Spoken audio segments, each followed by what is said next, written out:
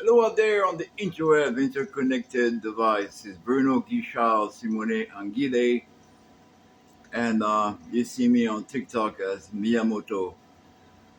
I want to respond clearly because during a live, usually people interrupt and do not allow you to finish your point, or it's too complex of a point to make in a few sentences, especially if people are still hanging on to old perspective. I am not saying that anybody is right or wrong, but accusing every French people, you should also accuse every Italian, every Western country that took advantage of Africa. All the people, when you call the USA, you call all American citizen. When you call France, you call every French citizen, regardless of culture, color, or religious, and etc. So I am a linguist and I like to be clear. So if you're afraid to call out French government or the US government or so and so because of the censor on social media, I understand. But make sure, because explaining to me that, oh, it's not all French people, and then somebody else come along and say, well, French people benefited. You don't know what I know, that the French people, like the American people, like a lot of European, were brainwashed by either side of the political economic systems that have been put in place. When you have a king in France that declare slavery illegal in France, and the trading and shipping company, which means the financier, people have money, keep going and trading. And it didn't all come to America, by the way.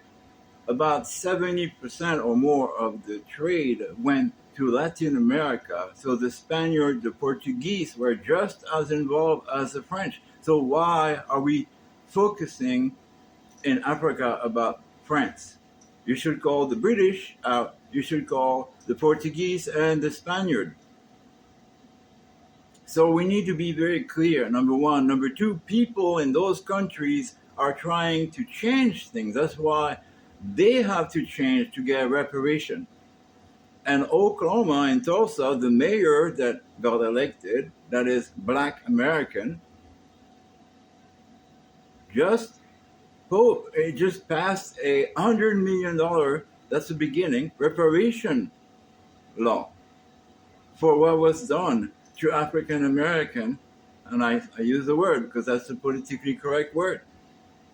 But unless you are born in Africa and you can trace 100 generation back, you may not be purely African. So calling you African in America and people never lived in Africa, to me that doesn't make much sense. But whatever, that's a politically correct thing. But we're all mixed anyway. A lot of Black American are also indigenous. And so all of that are kind of detail. We argue a lot about the details, but the important thing is we all want the same thing. We want equality, we want liberty, we want freedom, and those are principles that France fought when they created the United States of America. And so there are some good French people and there are some bad ones, like everywhere else. But France right now is trying to change things. And if they have the right leadership and people that understand Africa, and it's not just Africa, it's all over the world. Right now, you only have two major powers, really, Russia being used by China and the West being with the Americans. So you have two major powers here in the world. And Africa, Latin America, and other countries in Asia need to rise up. So to do that, we need to have people in those countries that understand the importance of reparation and true partnership. And you won't have that if you keep on labeling a country and the people together in your language. Even if you say, when we say that, people understand it is the government. But no, some people, like if I call any country in Africa and I say, oh, Gabonese people are like this, I know not every Gabonese people is supporting the current government, but on paper it looks like they voted for the new president in Gabon. On paper, right? So I could call them out too and say, you're responsible for what's going on in Gabon. But I know that is not the truth. And they were played or they were tricked.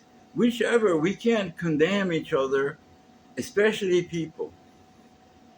But we can encourage them and make them aware. And so I agree that we have to make people aware, but we have to be very specific and very careful on how we say things. Because if you do a lot more research, currently in the world, black colored people are about 1 billion people. That's about it. In a population of about 8 billion people. Most people are brown and a few white.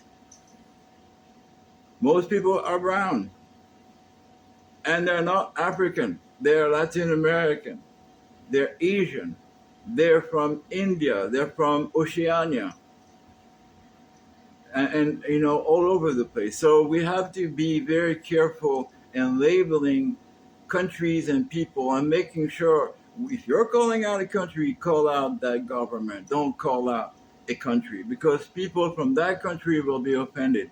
Any American would be offended if I just generalize because they're going to say, no, that's not right. You say, well, they know. I don't think that everybody knows. A lot of people look and think, oh, Africa hates us. Now they think Mexico hates Americans. They're not traveling. Well, some of them are afraid they won't even be able to come back. I'm just saying stupid stuff because it's kind of a joke, but it's sad. But so we have to, each country become independent. I agree with that, and I think it's very important. And I'm proud of what's going on in the Sahel. I'm proud that Africa is waking up. I just don't want hatred to be the language of the African unification or the revolution because you would accept Chinese, which are no better, or Russian, or anybody else because you are single-minded against what you appear to be. Oh, I'm against those huge corporations that have dominated their financier. And usually they're on both sides of the war. Usually they fuel the fire on both sides. They fuel the fire against them and for the war. Ukraine was semi-created. The invasion by Russia was probably planned. And then we've been in war there for almost 10 years, financed by mainly the American governments against the Russian. And now it's escalating to become a world war.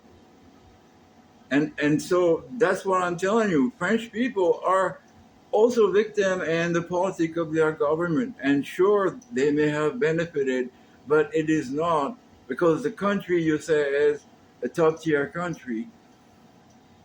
The people in that country don't feel like they're top tier.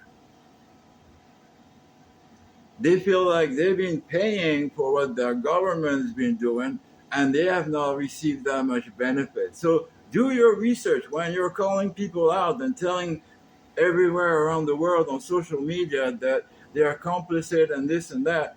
We should look at ourselves as well, ourselves as African, American, European, before we criticize others.